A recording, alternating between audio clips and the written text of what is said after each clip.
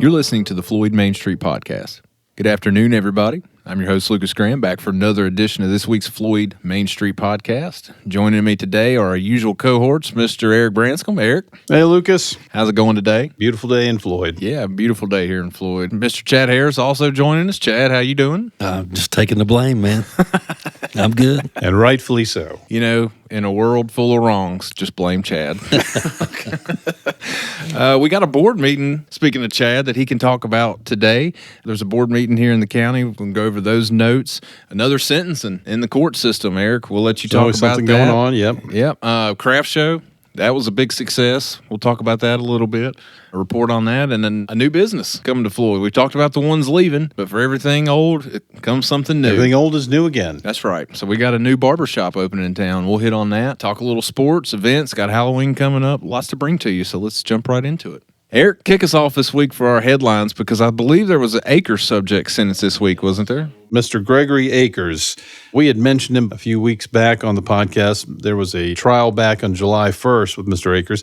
Mr. Akers had been involved in a dispute with a neighbor down in Indian Valley. He had been in a dispute back and forth, and Mr. Akers had been charged with a trespassing, which isn't too terribly unusual, but apparently that would be heard court on a Thursday. But apparently on a Tuesday evening, Mr. Akers, before that happened, it was in December, was over near the other gentleman's home and started yelling at him and screaming from out in the field and threatening to kill him, telling him he'd kill him and his wife if he showed up in court on Thursday. He reported that to my office the next day. We didn't waste any time going ahead and getting charges on that. It's a felony to threaten witnesses. So we pursued that because it's important to have integrity in the system and people feel that they can come and testify and not have to be threatened. This one was contested by Mr. Akers. We had the trial on July 1st. After hearing all the evidence from both sides, from our prosecution, all our witnesses, as well as the defense witnesses that came forward, Judge Fleener found him guilty, and then we had the sentencing that was set for this past Tuesday. So Mr. Akers, we went into his past. He had a pretty violent past. He had federal probation as well as state probation. Years ago, he was involved in a robbery, an abduction, that he assaulted federal law enforcement officials. All of that came into play. By the time we went through his probation violation and the new charges that he was convicted of, Judge Fleener sentenced him to 10 years in the penitentiary, with essentially 7 of those suspended. So he has a 3-year sentence to pull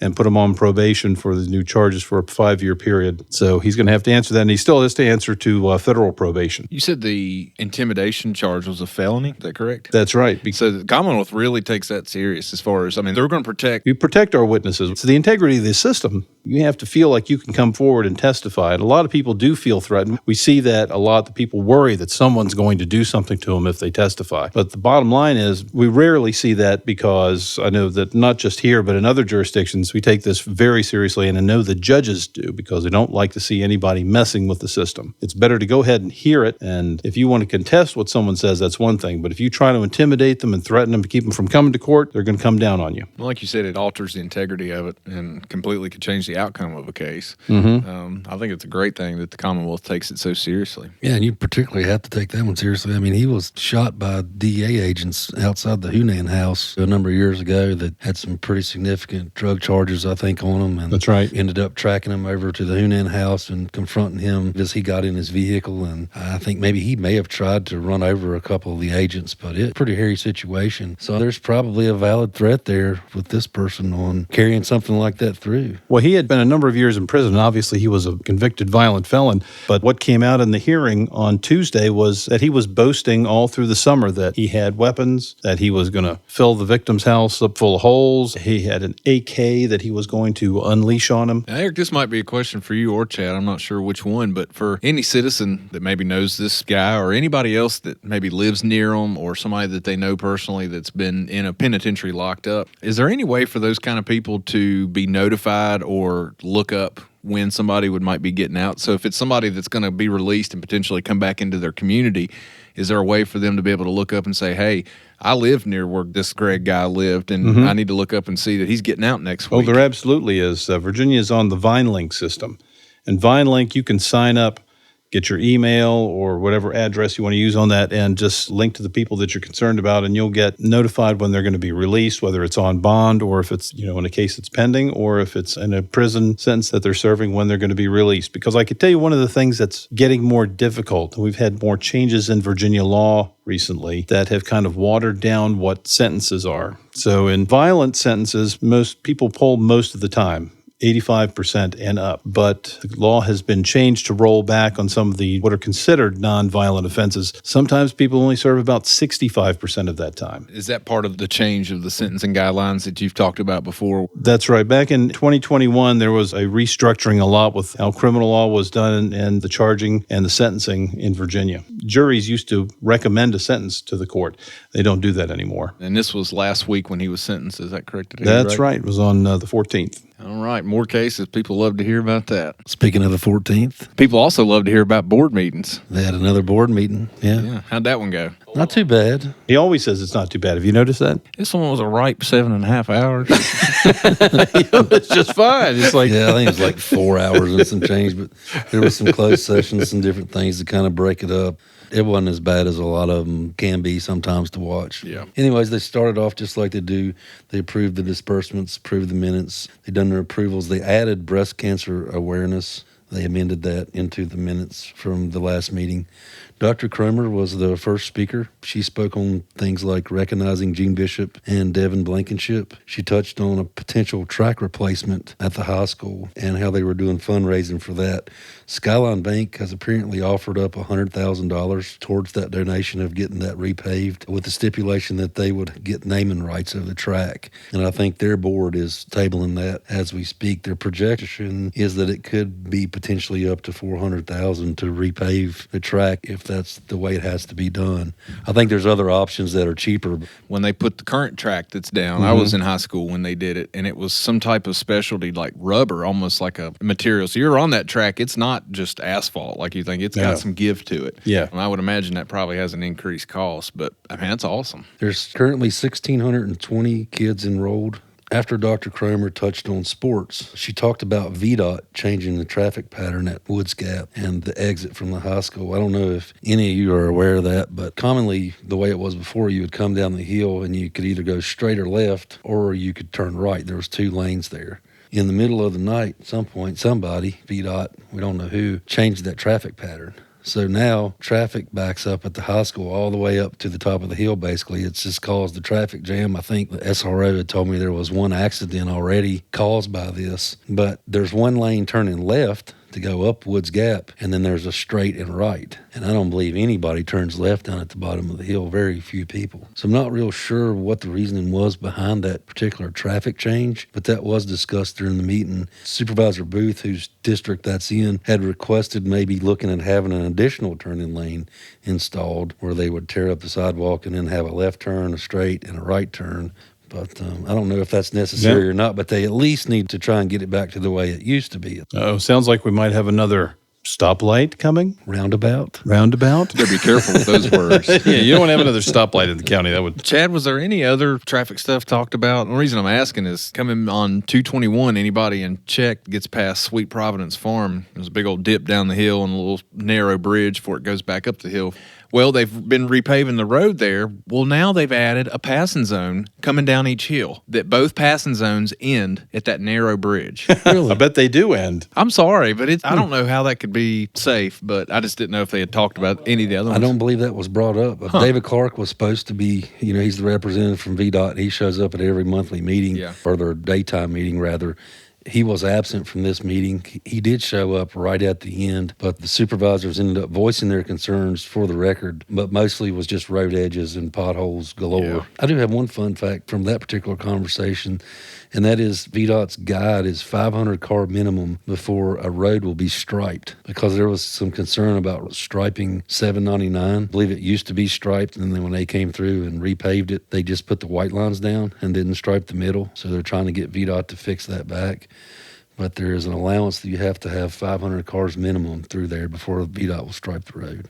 That's a new one. I hadn't heard that one either. That's interesting. And they don't notify the sheriff's office or anything when they make these type of traffic changes, to your knowledge? No. Well, it sounds like VDOT's kind of like DMV. They're kind of their own kingdom unto themselves. It's a surprise to all of us. Oh my gosh, the state government is unresponsive? How could that be? They like keep everybody on their toes, kind of like these green boxes. It's just Well, the green boxes, passing zone one day, it's not the next. it's like 3-card Monty with the green boxes. So one day it's here, pick your site. Where is the green box going to land? So Dustin spoke on rescue. He's head over the rescue squad, and he touched on 2,092 calls that they had responded to, 1,220 being in town, 443 in Czech, and 400 in Indian Valley and Willis. And then there was 27 mutual aid calls. Their average response time is 16 minutes. They have 16 full-time employees now, 17 part-time, and 5 volunteers.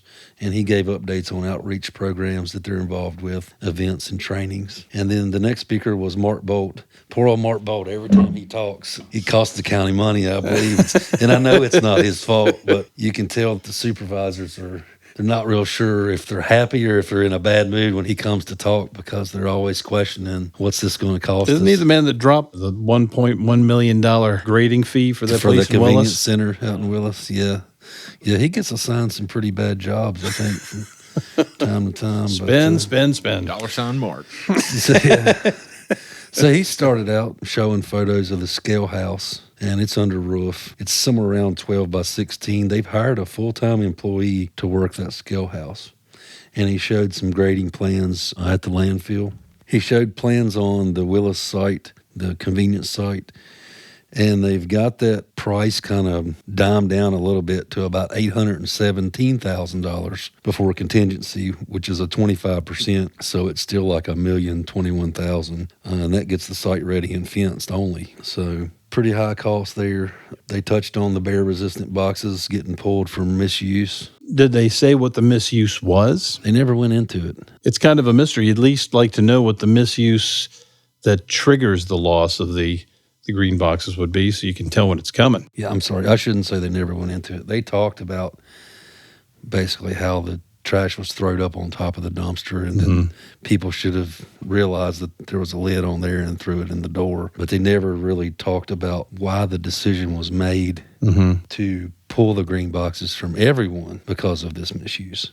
They just talked about the simple misuse. I think one of them was quoted as saying it was basically just sorriness on some people's parts. Well, sure, but I mean, it's everybody that tries to go over there has to pay for it. I agree. They discussed and showed mapping on the fencing at the landfill. They're going to re-fence that, I assume, and that's probably needed. It's pretty rough back in there. They talked about an alternative site across from VDOT and it being like a half an acre. They just kind of barely touched on that. I'm assuming that that's potentially another convenience site that they're looking at in Willis, as opposed to this current site that they have that they've purchased and had timbered. It's probably not a bad idea to wash your hands from this site if you can get out from under it right now, and probably come out making a little bit of money. I mean, they bought the land for, I forget, somewhere around $60,000. They had it timbered, probably made a little bit on that. It's 5 acres up in there. I assume, they could probably sell the property and wash their hands of it, maybe make $1 or $2. But Get clear before it becomes a black hole. they did talk a little more about this alternative site in closed session later on in the meeting. They moved to public comment where Paul Kitchen spoke. He's with the voter registrar's office, and he said that so far there's been 1,370 voters. Yeah, it's been hopping just about every day. I see people coming in. I mean, they've had 100 plus a day at Got to some be the days. most the county's had. Oh, for yeah. early voting. It's a new system. I mean, it's hard to say how many you want to say over a period of time because they haven't been doing it that long, really. It's been a couple of years. One thing that he touched on, too, is where we have a write-in campaign out in Indian Valley. That's going to slow their process as far as getting the election results, because all that has to be hand counted. Right. Anybody that sends a write-in candidate that's over 10%, you have to hand count all the ballots. And then they have to decide which of those ballots are going to be acceptable. Like in this case, we've got Darren Marshall running. So do you accept D. Marshall or Darren Marshall with 1 L instead of 2 L's and things like that? They have to make those decisions. So it's my understanding that it's the voters' intent that they have to determine. Right. But they get to have a range, so that's up to the electoral board to make those decisions. So if you are doing a write-in campaign, make sure you write legibly and the full name. And check the box, write in. You have to mark the box or it won't count. You have to check it and You have write. to mark the right inbox. You have to make sure you scribble that part in, then write whoever's name in for your vote to count. It seems a bit complicated. I'm sure when you're actually doing it, it's all right. But when any doubt, talk to the folks at the registrar's office. They'll be glad to sort it out for you. Well, no, it seems simple, but the process is complicated, I think is a better way of putting it. Trying to explain it's complicated, particularly for you, Chad. I understand. That's right. That's right. Talk slow, Eric. Or just don't talk at all. How about that? Kat from Mountain Valley Services spoke. She hosts a Mountain Valley Festival, which is a veterans event every year around September 11th. Next year, it's set for September 12th, 2026, and she's invited the board to be there for that event. She'd reached out to the podcast about promoting it. She really puts her heart into that. Oh, you can tell. Yeah, her heart's in it for the veterans. It's making a day for them. Old Business, revisiting the Willis convenience site. They decided to get more information and table that one without making a decision right now. Improved Wasteworks software as presented for the scale house. That was passed 5-0, and that has to do with some cameras pointing down at your trash as you pull in. I think that keeps employees from having to climb over and look and see what you've got. If you've got 4 tires or 27 tires, or there's different charges on different things. So I'm assuming that's what these cameras are. There are a lot of for. odd things on that list. If you go through and you look at it very closely, some of it is kind of hard to decipher. Like, what are white goods? That was when I was looking at the list. What does that mean? And then it says, refrigerant charge or something in parentheses beside it. I don't know. My refrigerator's stainless steel. I guess it wouldn't fit in the white section, would it? Depends what that counts as. But anyways, these cameras are to capture license plates as well. So moving on from that, there was approval for a 4-way stop sign at Shooting Creek and Franklin Pike. Mm-hmm. So the board voted on that, and that passed 5-0. So here pretty soon you're going to see a 4-way stop sign there. And again, that's Franklin Pike and Shooting Creek. It's probably been a long time coming. There's been a lot of accidents throughout the years there. They did that in Montgomery County, Pig Path, as everybody knows. Oh, yeah. Childress, I think, didn't have a stop sign, and there was all kinds of accidents. And they made it a 4-way stop, and statistically, the numbers dropped. I mean, they just flat out did. It forces people to stop and look. Mm-hmm. There was a couple proclamations that were recognized and made. The Domestic Violence Month Awareness and Breast Cancer Awareness. That was passed 5-0. If you come by the courthouse, there's a display out there that Teresa McKenzie in my office puts on for the Domestic Violence Awareness Month. Yeah, and Alicia, that's right. Both of them are into that. And if you haven't heard our interview with Teresa, to me, it's a must listen. Her story is incredible. She's got a very compelling story, and she's a bad shot. That's what we learned about that. She'd smack you if she was right here. She does. She's probably going to smack him after she I get listens smacked to this. anyway. Teresa, I called it. At least she lets me talk. She won't let me say Just anything. smack him, Teresa. I'd actually like to witness that. Yeah. I'll be a character witness for you, Teresa. We did dunk the Commonwealth. Man, we can do smack the Commonwealth. Smack the Commonwealth. There you go. I was going to say, that's pretty popular. Yeah, I can see that catching on. I'd run out of money or my wrist would get sore, one or the other. You could smack him from Willis, though. You got leverage in your That's arms. It would right. hurt more. Wouldn't it? Leverage. He's got long arms. Long arms. Moving on, they went into closed session to discuss these convenience sites for Willis. They discussed communication radios for fire. They discussed a security door at the county office. I'm not sure where that's at. They spoke on applications for budget and finance interviews, and Jenny's setting that up. The grant specialist has 7 or 8 applications so far. And Jenny spoke about new increased fees at the landfill. Out of county green box permits issued, there's 14 so far. And what that is, I think that applies mainly to Park Ridge. There's some residents in there that actually have Franklin County addresses, but they're allowed to use our green boxes. And so that's that closed community off the Parkway. Isn't it? Yeah, and they'll issue these permits for them to show law enforcement if they're approached. Jerry actually told a pretty funny story, Jerry Booth, about, you remember when we used to have the county stickers? He said there was a guy he knew that would put his county sticker on a piece of plexiglass and stick it up in his windshield and drive around. And then every so often, they would go back to that color. He would just switch them out throughout the years. So I thought that's pretty good. They discussed fixing elevators at the new county building.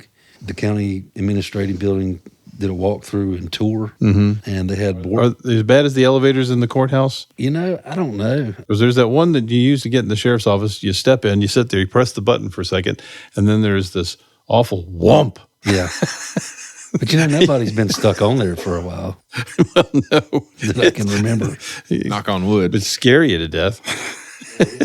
One time there was a trooper got stuck in one of them elevators in the courthouse, and he was in there for hours. It was before cell phones and stuff. Did he write himself a ticket? And I don't know. When we got him out, he was sitting Indian style reading a magazine. He didn't have a care in the world, I guess. He had a magazine? I didn't know we had magazines in the elevators. Back in those days. Yeah. But it was pretty funny. I guess he figured as long as he got out before quitting time, it wasn't no big deal. Good. It all pays the same, Yeah. right? They moved into board time in which Kalinda acknowledged the Charlie Kirk and how saying things online can lead to violence. Mm-hmm. And that pretty much wrapped it up, man. So not too bad. No, please. I'd like to hear more. Oh, yeah, well. Go ahead. I'm sure you Next will, month. but Next that's all month. I got to report right now. Come back in 2 weeks and you'll hear more. How about that? You know, the craft show, talking about things that are going on, big events here in Floyd. That's a nice, subtle transition, by the way. You did a good job with You like that? So now everybody's awake. Nobody's awake yet. Oh, John's awake. Yeah, hold on. We got more riveting stuff. The craft fair. News flash, this just in. Craft show report. I didn't know how to do that transition. But the craft show did go off this year without any hitches. I've heard from a ton of people in the community that this was possibly the best one ever, if not the best one in the last several years.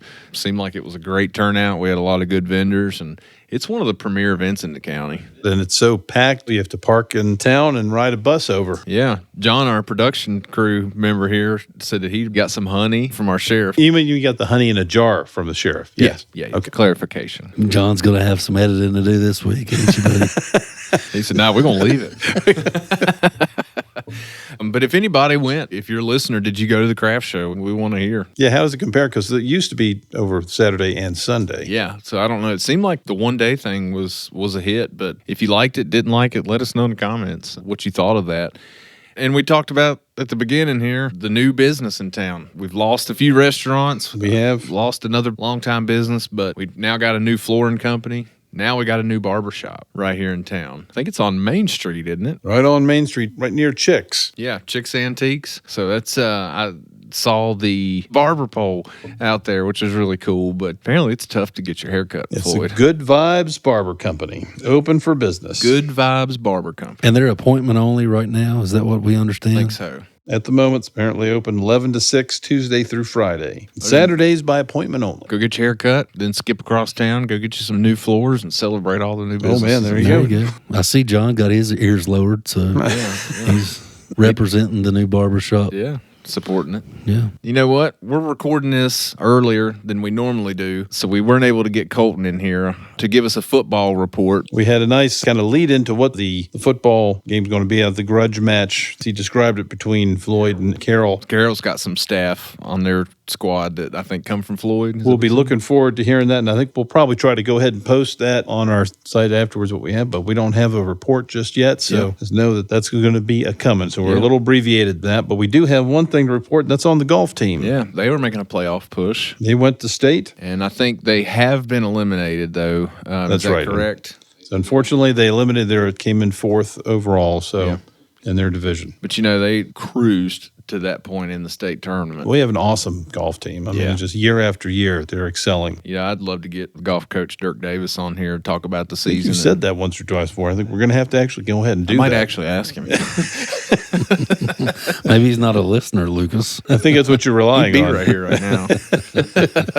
No, I think it'd be a good interview to talk about the golf team, just everything that's come through with them. I mean, Floyd's had many state golf teams over the years. It seems like girls basketball was the big one in the county for so long, but the golf team is just seems like every year we're putting out kids that are competitive in the sport. I look forward to maybe hearing from Dirk about that and talking about the golf team, but sports are ramping up in the county. Fall sports are here. Oh, yeah. We'll have more stuff to report on, more sporting events. If you got anything featured, if you got any youngins on the team, let us know about it. Let us know what events are coming up. If you got any big matches, we don't want to miss out on any of the special things. Let us know Hopefully about next it. week we'll be able to expand on that a whole lot more and include in some of our other sports. I know that volleyball's going on. We've got cross country. Not a lot this time around, but we'd be remiss if we didn't mention it. So we'll hit on that next week. We'll have a much more expanded sports segment for you. But coming up Halloween week, There's plenty of events coming on for that. Oh, with Halloween coming up, everything's. We got trunk or treats happening. The town of Floyd's doing their spooky street that we talked about, but we can go over all the ones that we know about and report to you as listeners. So if you're trying to get out and do any of the Halloween festivities, I know that Spooky Street is the town sponsored event, and Chad, it's on the east side of Oxford Street. Is that correct? Yeah, that's right. Shut off. And that will be Friday, October 31st. We talked about it last week. It's also a home football game, so it's going to be really busy in town, but it's Spooky Street. And the town says you're invited to Spooky Street. And I keep saying town, but the Parks and Rec is the one that's hosting this one. So you're invited to Spooky Street, a community trunk-or-treat event on East Oxford Street, Friday, October 31st from 5 p.m. to 7 p.m. And you can email Andrew at thetownofloyd.org to reserve a table or a tent location. And that's going to be a good one. That's always a ton of people. Guys, there's some other trunk or treats going on too, isn't there, in the county? If you don't want to hit town, if it's a little too busy for you. It's Halloween everywhere in the county except Dollar General, where it's already Christmas. My wife sent me in there for Halloween decorations, and I come back with a poinsettia and There you go. all the Christmas stuff's They can already be scary in their own way. There's a trunk or treat that's going on at Topeka Christian Church, Floyd Highway South, at 221 south of town. Everybody, if you know where Topeka Christian Church is, it's right there alongside the road. Yeah. And they always have a pretty good-sized trunk or treat going on in their parking lot. It's very popular for that area. Grace Baptist also is doing one there on Friday the 31st. They're doing theirs 6 to 8, so you could actually hit the town one, get you a load of candy, and then go to Grace Baptist in an hour if you wanted to. See, this is the kind of planning that you need. Yeah, Grace Baptist. They're at 241 Gallimore Lane, which is off of Route 8, headed out of town towards Christiansburg. They're again Friday, October 31st, Grace Baptist. Also, if your church or your organization is doing any type of candy giveaway, any type of trunk or treat, we didn't mention it, let us know. We'll make sure we share it on we'll the try to get all podcast that out page. there We want because everybody to know about that. Keeping it at Topeka, though, I think they're having a turkey dinner. Oh, yes. Well, if you've been around the county in amount of time, you know that Topeka was always famous for in early November, you'd have their Thanksgiving. Early and mid-November, you'd have the Thanksgiving dinner. And once we hit COVID, it kind of went away for a while. But it is back. And I believe it's set for November 15th that we are set on that. It is Saturday, November 15th from 4 p.m. to 6 p.m. However, it's limited these days. There are only 250 meals will be prepared. So you got to get in there early because you got turkey, dressing, gravy, mashed potatoes, green beans, cranberry sauce, slaw, rolls, and dessert. It's particularly fun to go to. I used to take the kids to that. Yeah. So it was kind of an early Thanksgiving. Yeah. Oh, yeah. The food is phenomenal. Yeah. And like he says, you better get there early because they'll sell out even before they had limited their plates. And I think they were still doing it during COVID. It was just takeout only. Right. It was for the much most and part. more limited. And a couple of years it skipped it, but it's back. $12 per person. I'm sad to say I've never had it. Oh, you've missed out then. You need to try it. Yeah. It's good. Get there early on the 15th, 4 o'clock. All right. What else we got going on here this week? Chad, I think I'm looking at, I might be jumping ahead, but might be breaking news too for our listeners. But there's a NASCAR driver coming to Floyd, isn't there? That's right. Yeah, I spoke with Eddie Worth over the Moose Lodge, and they are hosting a meet and greet for Ross Chastain, NASCAR driver. That event is Saturday, October 25th from 1 p.m. to 2 p.m. So get out there and check that out. If you don't know where the Moose Lodge is, just above Slaughter Supermarket on 221. Maybe I'm overplaying it, but I think it's at the very least really cool that a NASCAR Cup Series driver, I mean, that's big leagues. And he's going to be here in Floyd hanging out with us for a day. You know, that's something Eddie, I think, has been working on for a number of months now and was finally able to seal this deal. And I think it's great. It's wonderful for the community. Yeah, fantastic. Looks like his title sponsor of his car is the Moose Lodge as a whole organization. I don't know if he's just popping in from Moose Lodge to Moose Lodge on the weekends before races. But, hey, I'll take it. Maybe you can get an interview on him. You never know. That would be a Floyd Main Street podcast interview with Ross Chastain there, right there. Try to see if you can schmooze with Eddie to see if he can't help you out with that. Well, we got a lot of NASCAR fans in our county. So I think that's right. any of our NASCAR fans that are listening, if you're a Ross Chastain fan or just a NASCAR fan in general, if I were to get an interview with him, what would you want to know? Let us know. We'll ask those questions. Ask him what it's like in a one-stoplight town. Yeah. Does he actually bring a watermelon to every race? Yeah. Ross and his family are watermelon farmers down in, I want to say Florida was where he's from maybe, but every time he wins a race, he's crushing that watermelon. So I might see if he's got a few of those available. The Moose Lodge, Saturday, October 25th, that's coming up this Saturday, from 9 a.m. to 2 p.m. The Moose Lodge is doing a blood drive.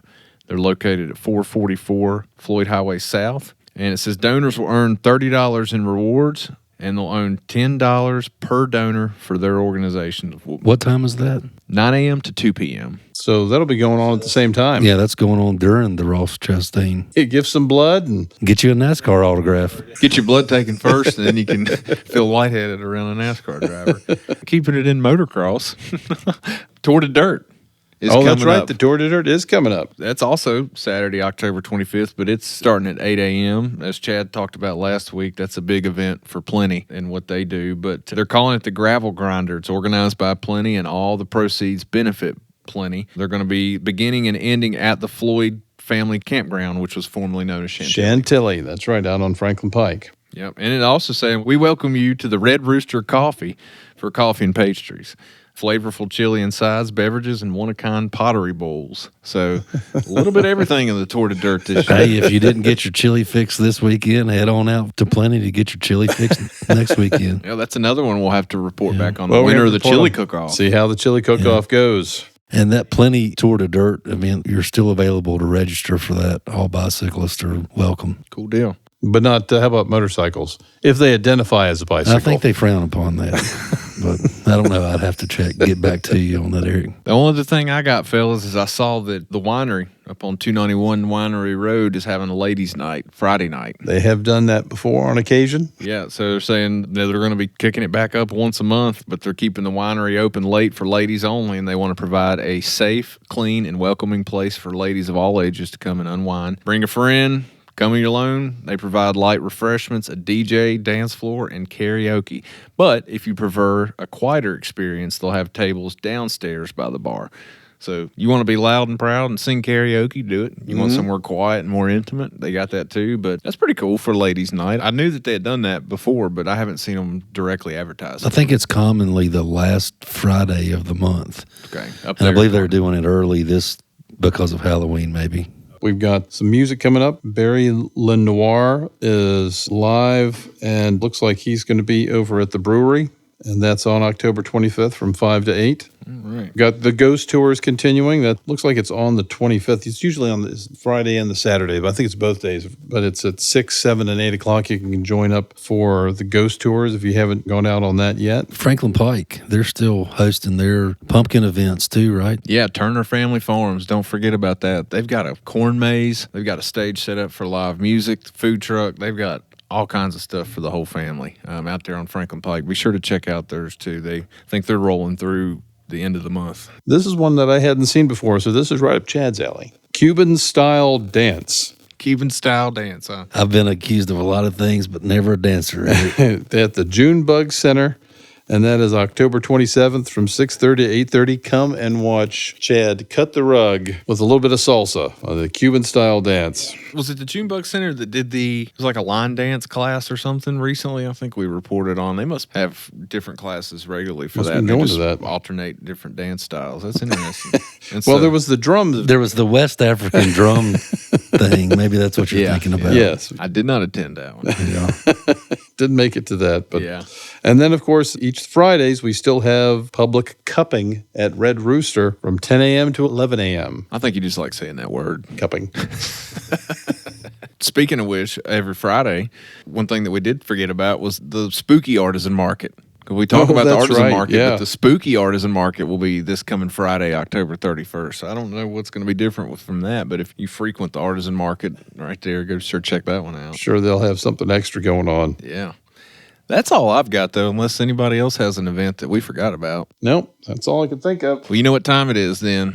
Seems like the listener's favorite segment. Time wanna for do some some true true crime? crime. Yeah, what you got for us? Well, this sir? goes back a ways. This one's a golden oldie. We did one before that Chad was involved with. I don't think that he was directly involved in this one, but he certainly remembers when this was going on. Is that a Floyd Press I see? This is a Floyd Press article that made it into our files. We used to have that around here, didn't we? There's still the occasional sighting.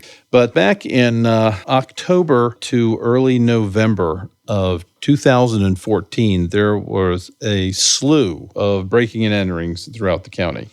We had at least 7 or 8 different victims, houses that were broken into, homes were broken into, and a wide variety of things that were stolen during this time. And eventually managed to track down, because it was a large number of things. We're talking about power tools, lawnmowers, chainsaws, coin collections, firearms. There were any number of portable apparatus, whatever you wanted to name, televisions, etc., all those sort of things being taken at that time. And then what happened was, it was 2 young men. It was a man by the name of William Dillon, or Dillian, depending on how you wish to pronounce it, and Ratcliffe. I don't think anybody pronounced it Dillian. Well, actually, that was funny because that's what the judge asked at the time. I remember when he was being sentenced, he was saying, "Is that Dylan or Dillian?" And he said, "I don't know." He mumbled something, so he didn't really clear it up. Let's go with Dylan, just for the story. I'm glad there's some William Dillon. I'm glad there was some context behind that.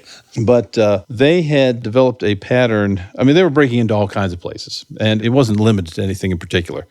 But it was an issue with particular, they were finding people who had passed away. They were reading through the obituaries and finding people's homes where they had passed. And while the funeral was going on, they were using that opportunity to break into the home. So we had a number of people who were our victims who were actually, it was the estate of, because the people who were victimized had already passed on. When they were caught, this was a case that involved Jeff Dalton from the sheriff's office and Jonathan Mullins. Both of them no longer are working in Floyd, but there was also a young Rusty Stanley that was involved in that, the course of that investigation. And when the 2 men were caught, they were very talkative. They were cooperative and basically confessed to the whole thing. We managed to return a large number of items. There was a cache of the items that was found, all kinds of power tools and so forth. And there was, the largest effort was in trying to get everybody in to identify all there was. But eventually that was all sorted out. Do you remember any of that, Yeah, Chad? one thing that actually broke the case on that, it was a drug search warrant for a meth lab. And during the search of the residence, we found a bunch of property that we determined to be stolen. And during the interview, it was determined that Mr. Ratcliffe had actually stored this property at their residence, kind of a no questions asked type thing. And we determined that it was, in fact, connected back to these B&Es. So that kind of expedited Mr. Ratcliffe being one of our suspects in all these breaking and enterings. We were talking about a total number of charges out of this of, I think it was about 12 to 15 charges each one of them ended up getting out of that. I want to say it was 20-some houses that they had broken into. It was a crime spree Yeah. at that time. And one of the things that came from that is it was difficult to try to get all the people together to testify because there were so many people that had passed away. I mean, that was the idea. They were stealing from people that died. So ultimately, they didn't have that much of a history, either one of them at the time. So there was an agreement reached in that. And each of them were sentenced to 25 years in the penitentiary. They served 10 years, of which would be an active sentence, and they would have 5 years probation after that. And they were each ordered to pay restitution in excess of $18,000. I've checked on that, and they're still paying on that. So that is still an ongoing issue. 12 years later. 12 or years almost later. They're at. You know, some of that evidence was still in the evidence room as of about 2 years ago. I remember that one of the things that was noted at the time was a remarkable amount of the items were actually recovered. But, you know, that's still just a fraction of all the things that they took. And most of it looks like it went to fuel their drug addiction. Goes to show you, man, that drug addiction will cause you to do some unspeakable things. Not to put you on the spot, but if you had to think of a number, if you had to put a number on it, what percentage would y'all say if you removed drug use out of the equation, how much crime actually happens without drug use being the primary Well, that'd be base of a it? change over time because if you wanted to say in 2014, 2015, it would be 85 to 90%. I would say if you took drug use out and used the word substance abuse, I would say that would consist of 90% of your crimes. If you take that I away, think, and yeah, people I aren't- think that's dropped a good bit over the year. Because most over the years, about everything that I was ever involved in, it seemed like was either caused by drug use or alcohol the root use. of it. I think it's an overwhelming majority of what we're dealing Yeah. with, but I'd say it's probably more in the 75% range because there are a number of other crimes that we deal with. But drugs are part of the criminal scene, if not driving it. That's a tough one to beat right there. I mean, that's a lot of break-ins anywhere, especially Oh, in yeah. little Floyd. For Floyd, that was a huge crime spree and case that went on at that time. Try to wrap your mind around burying somebody that you loved Yeah.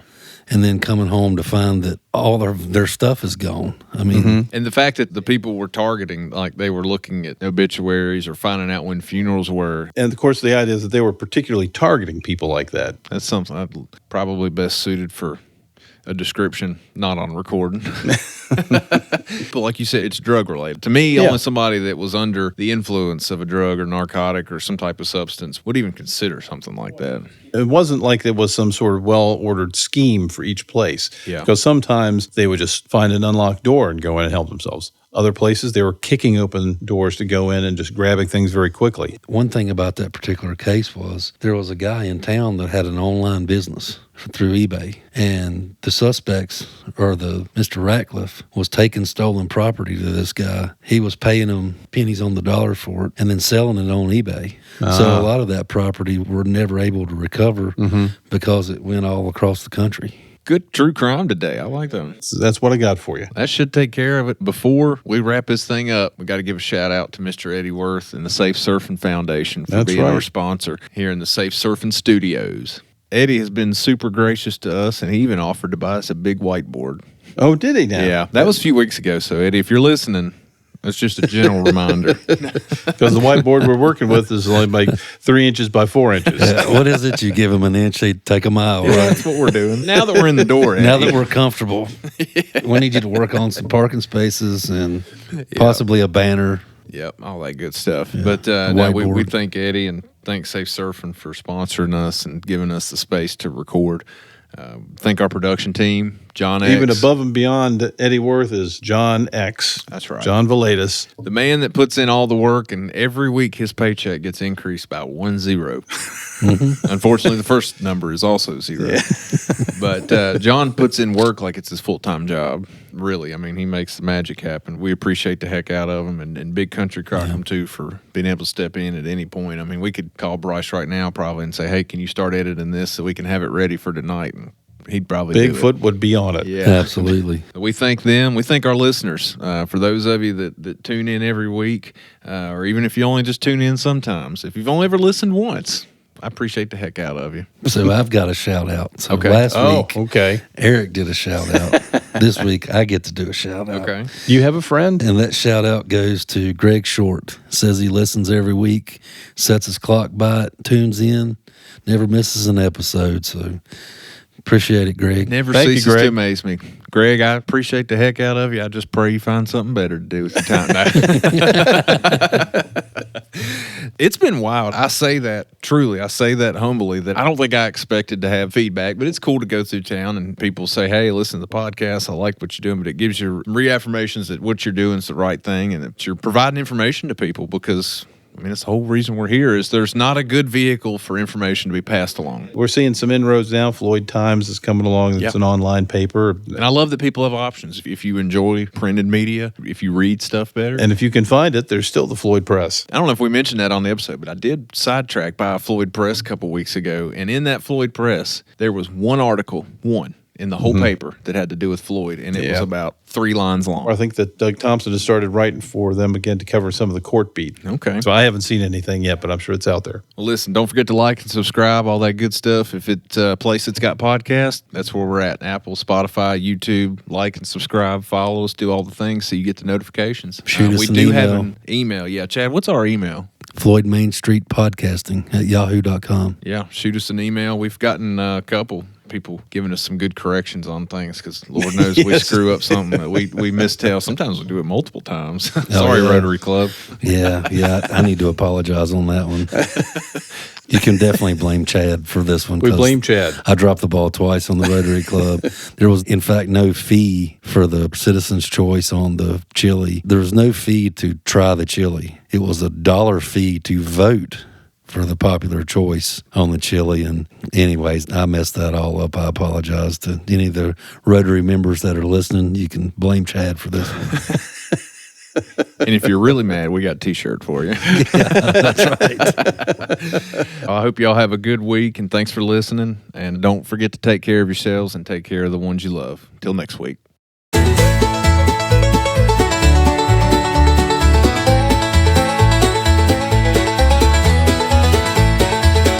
From the hollers and the hills where Appalachia shines,